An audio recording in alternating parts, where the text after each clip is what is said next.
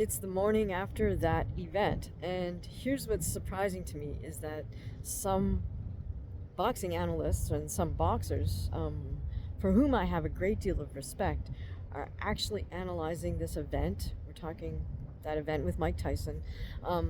They're actually analyzing this as if it were a valid fight. And as I maintained before, I don't see it. I still don't see it as an actual fight. I see it as a business venture on both men's parts, but even more so for Mike Tyson. First of all, does Mike Tyson really need to fight? Absolutely not. I mean, he is Iron Mike Tyson. His legacy will always remain youngest heavyweight champion ever. And then just, he was Iron Mike. He was the most feared man on the planet in his prime. So he had absolutely nothing to gain by beating or not beating a YouTuber. Now, that said, I maintain my position, as I stated before the fight, which is that I feel that this whole deal with Netflix, this so-called fight that was aired on Netflix, is just part of a bigger deal that Mike Tyson negotiated with them.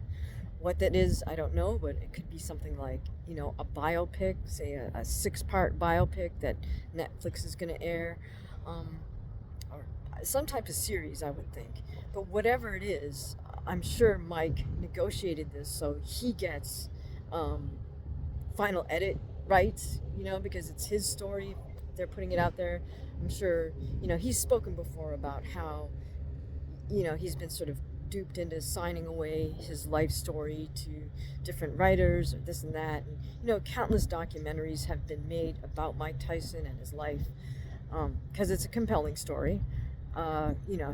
His growing up in Brownsville and do or die Bed-Stuy, and going to the juvie center in Spofford, being discovered by somebody there who then in turn took him to Customato, which changed his life and changed the course of boxing. But in any case, my point is that I'm sure Mike has gone through all this sort of Hollywood negotiation type things, and he at this point I'm sure is a lot more savvy about what to ask for if indeed someone is going to tell his story. Maybe he's going to insist on being producer or executive producer. Maybe he's going to insist on having writer credit, product placement. Who knows? I mean, but whatever it is, my guess is that Netflix said, okay, we'll do this deal with you, and part of this deal is we need you to do this fight with Jake Paul. Now, it's absolute win-win for Jake Paul because, this sort of legitimizes him to his fans. Doesn't legitimize him to any boxing fans. But, folks that are YouTuber fans don't really understand boxing and the fight game, so it doesn't matter. And certainly the eyeballs were attracted to that stream because of Mike Tyson's name. If a YouTuber fights another YouTuber, that's not going to draw any boxing fans, right? So I think it was a smart move on everybody's part, and I'm just curious to see what Mike Tyson has coming down the pike. I'm curious to see what he's got in store with Netflix, because I suspect that there's something.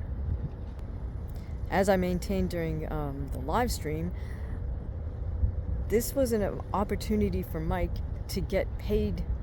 Supposedly it's $20 million, his purse. So he's getting paid to advertise his products. Does that make sense? He's not actually paying to advertise. He's getting paid to advertise. So he kind of flipped the script on that one. He didn't have a lot of logos on his black trunks, but his corner people did have a lot of signage on their jackets. So my assumption is that those are all Mike Tyson enterprises. But here's the bottom line, guys. Let's not try to analyze this as if it was an actual fight. It was a business move. So tell me, what do you think the business moves are going on between Mike Tyson and Netflix? That's the big question. Let me know in the comments.